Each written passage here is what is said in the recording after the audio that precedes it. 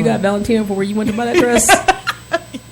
I'm not gonna reveal where you went, but they don't got no Valentino. You got Valentino from Rainbow. Right. Dots. Anyways. You went to Dots.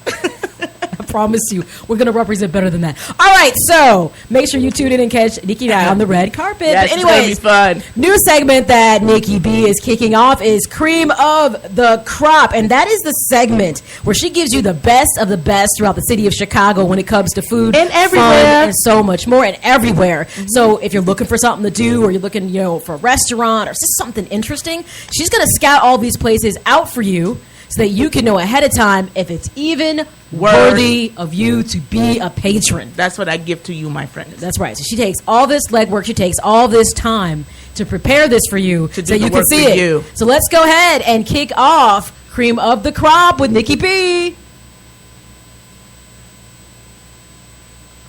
I hate you, Vogue. And we're going to kick off Cream of the Crop with me. Tell you not the cream of the crop right now. All right, doesn't matter. So, unfortunately, it's about that time to get paid. Get laid. Cool in the shade. Drink a little bit of lemonade. Let me tell you what I want. Yo, I wanted this to be special, something more than any other feeling that you felt before. Pushing through the doors, I see girls having a good time. I might say a rhyme, old school, new school, no school rule. But other than that, everything is cool. I see guys and girls dancing, doing the new dances. That's a hit while I'm over here romancing. You ain't it's no need to curse. Hey, ain't no half stepping because Nikki B has taken the time to tell you where you need to be. So what's part of Cream of the Crop this first time edition? I have the top 5 black-owned restaurants in Chicago. So here we go. They're going to be open and have product? They're going to be open with product. I know sometimes people get bad raps for running out of things or not even being open. I'm a little bitter. But these are the best of the best. The top 5 black-owned restaurants in Chicago. All right, so what's number? Is this like any special order? Or this is from 1 to 5. Okay, so one's not better than the other. It's 1 to 5. So in 1 better than 5? Yeah. All right. Well, then start with 5 and work your way up then. Oh, start with the worst and then go up. I don't know if this is called the worst, but this is now you gotta correct that, right? Here's 5. Yeah, I don't want somebody getting mad at me called to go the worst. No, they're all the top 5. The top 5. Which is good. All right, we'll start with number 5. Lighthouse Whole Food Grill. Have you heard of that? I've never heard of Life. All right. Where's that at? It's in Hyde Park. Okay. And it features fresh, wholesome foods that for the healthy living. So it's eat well. It's like organic stuff. Life, yes. And someone, Eric, he's known as Mr. Lighthouse Grill, and he opened it. So that's what that is healthy living, healthy eating. It's in Hyde Park. Very, very good. Okay. Number 4, we have Peaches Restaurant, which is on South King Drive. And that's relatively new, right? It is relatively new, and I heard that it's all the rave. I heard their food is really, really good, and they have like cheese grits and peach-flavored coffee, and they're considered one of the best restaurants for breakfast and brunch. Okay. So check them out, Peaches, on South King Drive. Okay. Number 3, Three Chefs Restaurant, which is located on Halstead. It's a family-owned restaurant, and it brings in, they have sweet potato pancakes, gumbo, catfish, strawberry lemonade, that kind of thing. That's supposed to be This good. sounds like something to sabotage your diet. Most of these probably will, except for Mr. Lighthouse. That's why he exists, because Peaches and Three Chefs. Yes, they'll put some pounds on you. But I heard it's very good, and I love gumbo, so I want to go there. I'll tell you what. If the gumbo is good, that is like it's like good macaroni and cheese. Yes, it tells the tale of how good a place is. It really does, because I've had people mess up, and you can mess up potato macaroni. salad. There's 3 things, simple dishes, but it tells you if there's finesse to that restaurant. Because if you mess up the macaroni and cheese or the greens, you're done. But gumbo is another one. Why did Mark Chavy just said sounds great? I have to go get some ribs. Mark, be quiet. We have number 2, Loaves Eatery. Loaves. Loaves, Loaves, as like bread. Loaves of bread. As loaves of bread. Phonetically we get Loaves. Loaves Eatery. It's on 75th Street. It's a black-owned breakfast, another breakfast brunch. I can't say breakfast brunch place. There we go. It's a tongue twister. Yeah. They also have everybody's with us down in croquet. Is it croquettes? It's croquettes, right? Is it croquet? I don't see. I croquet is a game. I know it's a game, but I don't. Croquettes. It's croquettes. I don't like that. Croquet is a game. I know croquet is a game. Word of the day, croquet. It's something croquets. I don't know. I don't like croquettes. Is it croquettes? Croquettes. I know it's croquettes, but I don't want to say that. All croquet right. is a game. I know. Croquet. It's with the. I know what that is. That's what the ball. I used to play that. Hitting balls with a stick. Yeah, with the stick, with the little thing. It Little looks like things. a hammer. Yeah, it looks like a hammer. Yeah, right. I used to have that game. We used to play it in the backyard. So I'm very familiar with croquet. It's like polo. It's not like polo out the horse. It's like yes, it's kind of like that with the little. I know. I'm telling you what it is. I'm telling you what it is. I used to play it. All right. So Lowe's Eatery, that's good. They have the salmon croquettes. Salmon croquettes. Number 1, which I can attest to, and I think everybody can, batters and berries. I knew you were about to say it. I was going to say batters and berries? Oh, my God. Absolutely scrumptious, delicious. Phenomenal. So now, delicious. like that one we can definitely attest to. So it's in Lincoln Park, yes. and they have the crab eggs Benedict, which is amazing, and the cheese French hash browns, toast. the French toast, everything there is stellar. The caramel French toast. Top notch. White chocolate French toast. Yep. It is delicious. I highly recommend batters and berries. So there we go. So that's and your I'm top gonna check out Lighthouse because in trying to morph into a healthier lifestyle, it's hard to find a restaurant sometimes that helps you to stay in line with that. Yes. So I'm going to try out Lighthouse Grill because I'd be curious. I like organic.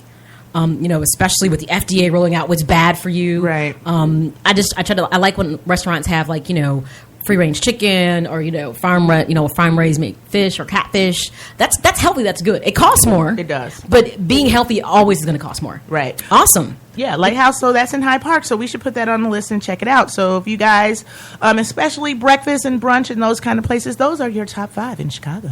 There you go. So sounds like some places. It's summertime. Be sure to check them out. Yep. Okay, so that was a good top 5. That was. I'm hungry now. That is somehow these Belvita breakfast bars. They're not working. Cinnamon brown sugar. It's not working because I really didn't eat yesterday because I deliberately wanted to make sure I could get into the dress, which is stupid. Gosh. That was stupid. I was thinking at the same thing because one day is not going to transform. One day is not going to change this. That's woman thinking. That's woman thinking right there. Dumb woman thinking. If I don't eat for a day, all of a sudden it's going to zip up. No, it's not.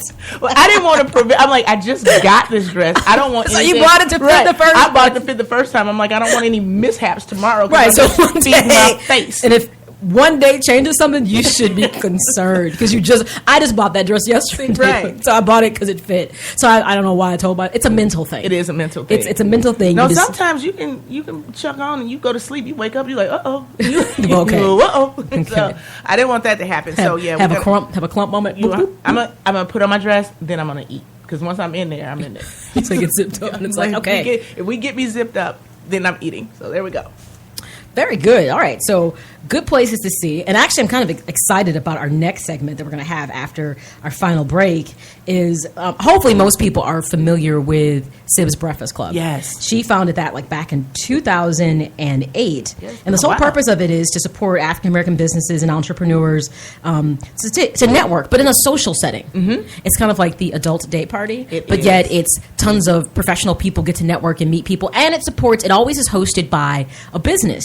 So it allows people to frequent that business, see what they offer, obviously drives a little bit of commerce for them. It's a really unique concept. And the thing is, it has really taken a hold since she started in 2008. I mean, I have to say that. She just did this because she's passionate about business. Mm-hmm. Like these top 5s, that's the kind of stuff that Sybil focuses on. She's had it at Batters and Berries. That's actually when I experienced Batters and Berries and thought it was fantastic.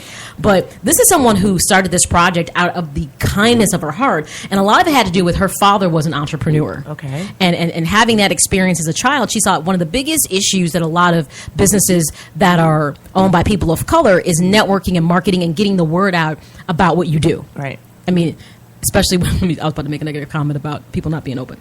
But anyways. They're open today. It's kind of like rare, anyways, that people might be open. But I love the fact that concept ties into, things that you should check out and want to be involved in.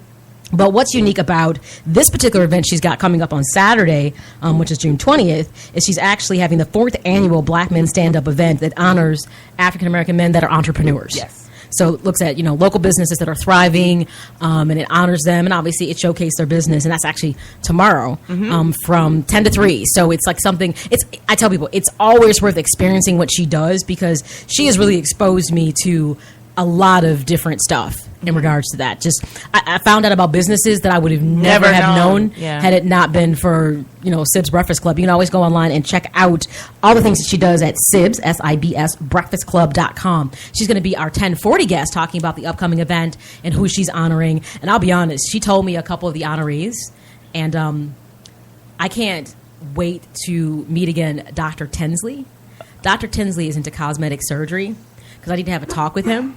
I think he's going to have a long line. Because after it used to be a time when 4 and O was together. It was my GPA. But now that I'm no longer in school and it's a part of the definition of my age, there's some things I need fixed. Yeah, he's going to have a long line. And he's very comprehensive, like skincare products, but he does all types of cosmetic procedures. I think he's going to have a line. He's going to have a long line. Matter of fact, he should just have a group on that day. Like put a down payment down. Serious. So, but it's like a couple like doctors and other men that she's saluting. So awesome. It's really interesting. So she's going to fill us in on that event and how to get involved and tell us a bit more about Sib's Breakfast Club. But it's a really interesting venture. Mm-hmm. And like I said, a lot of the things that we'll probably come across and, your top 5 things you should do, I guarantee you, Sybil Holloway has probably been involved in it in some way, shape, or form. Now, something else, not a top 5 thing, but if you happen to be like a hip-hop enthusiast, there's actually a group coming to town this week. And I'll be curious. I mean, here's the thing. I mean, I wouldn't go because, I don't know, I just probably wouldn't go. Okay. Because I'm to the point where, I'm kind of side-eyeing everything that's going on. Like, if I think it's going to attract the wrong kind of people. The wrong crowd, yeah. I'm with you. I tend to probably not freak it. I'm probably going to go underground for a while. I'm feeling a little sensitive about what happened in Charleston, South Carolina. Mm-hmm. So I might go underground for a while just because that's anybody who believes that's true doesn't know me. I'm not going underground. I'm just going to stick to my day parties. No, I'm just kidding. But those are the way to go, man. But the group, the Ghetto Boys. Rob was like, that's his favorite group, the Ghetto Boys. You like the Ghetto Boys? Yeah. Mom playing tricks on me? Oh, come on, Rob. You're in this age demographic where I know you know who the Ghetto Boys are. He knows who the Ghetto Boys are. Bushwalk Bill? Come on. You know one of the flyest little people out there. That's not what I meant. Anyway, so the Ghetto Boys are actually in town tomorrow. Are they really? Yes. Where? They are actually at... Now, see, this is a place that I am not familiar with because the venue is called... the way that I would say it is Thalia, but I've never heard of that in Chicago before. It's croquettes. It's not croquettes. Wait, I'm trying to see where. No, I got to go back to the page. I lost it. But it's interesting. I've never heard of the place before, and it was a little rumblings that they were coming to town, but a lot of people didn't talk. It's called like I said, I would say Thalia Call in Chicago. I've never heard of that before. But yeah, so they're coming to Chicago. Let's see where it is. I wonder if it's a new little venue that they have. But anyway, so if you happen to be like into, can we call that old school rap? Yes. Because there's so many now variations of hip hop music. I don't know what you call it anymore. No, it's like we listen to old school rap. Like that's Dougie Fresh. That's Dougie Fresh. That's kind of stuff that we would listen to. I think this falls, even though I think it might have been on that cusp of gangster rap or something. I've never even heard of this. It looks like it's around the Pilsen area. That's what I'm thinking. 1807 South Alport Street. Okay, so if that happens to be your thing, guess what? They're coming to town for their reunion tour. Speaking of reunion tour, Floetry is also in town this week at the venue. Oh, really? And their reunion tour, and they're there with Rashawn Patterson. Oh, really? That's Marsha Ambrosius and that other. Isn't that bad? That is I don't terrible. know her name. Yeah, but I know Marsha Ambrosius. Yeah. Why'd you do that? I don't. Anyway, know. so that concert, you got a couple of different concerts. Hopefully we're past the rain, so some kind of good music coming into Chicago. Tonight or this actually not tonight per se. Actually, tonight is the second annual Gospel Music Awards. So you should be tuned into that. You get to see me in Couture Valentino from Rainbow. Anyways, so that's some of the stuff that's 2 big concerts that's going on. A lot of people I knew said they were actually going to see Floetry because it's they haven't been together in 10 years. Wow. But you know what's weird about when someone said that? I was like, had they been a group that long? That's what I thought. Because the thing about it is they didn't seem to me like they had been together that long. No. Isn't it crazy how time flies? Yes. But you know what's really unique about Floetry, and I'm sure people who listen to them know this, is that kind of what boosted them into the spotlight is they were producer-songwriters prior to recording their first album, and they remade the actual track they had written for Michael Jackson, Butterflies. They remade that. Well, they actually, no, they didn't remake. They recorded it because they actually wrote it. Mm-hmm. He performed it first, released it, and then they recorded it for one of their albums. And people their version is so different than his, but they're both really good versions. Oh, wow. So that's why a lot of people kind of came to know what, Floetry, because they were producers, really known well producers in the music biz first. So, Actually, they're in town, like I said, at the venue. So They're not from here, right? no, they're Philly. They're Philadelphia, and it's interesting because that's obviously two different dynamics.